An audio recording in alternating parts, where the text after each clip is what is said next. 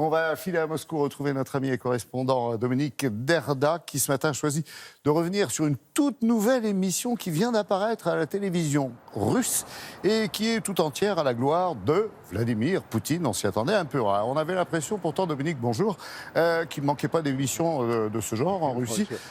Pourquoi en lancer encore une de plus ?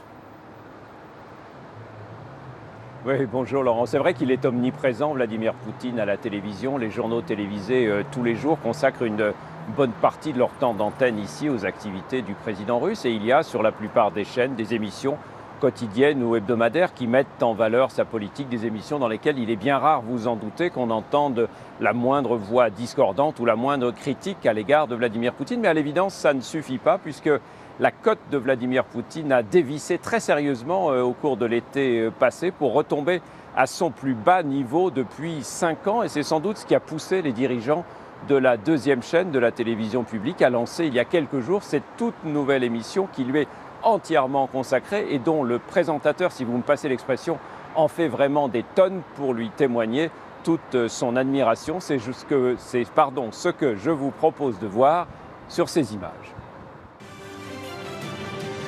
L'émission s'intitule « Moscou, le Kremlin, Poutine ». Son présentateur, Vladimir Solovyov, l'un des journalistes vedettes de la télévision publique russe. 1 heure de programme diffusé le dimanche soir et entièrement consacré à Vladimir Poutine, que l'on voit ici en vacances à la fin du mois d'août dans le sud de la Russie. Un président sportif, détendu et chaleureux. Bien plus en forme, évidemment, que ceux qui l'ont accompagné. Depuis qu'on est rentré, j'ai toujours mal aux jambes.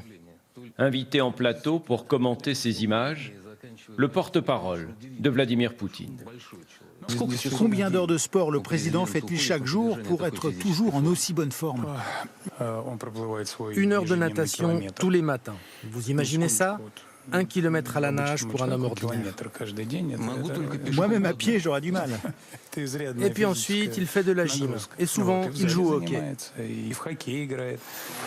L'apparition de cette nouvelle émission n'est évidemment pas un effet du hasard. La cote de popularité de Vladimir Poutine est en chute libre depuis l'annonce il y a 3 mois de l'augmentation de l'âge du départ à la retraite.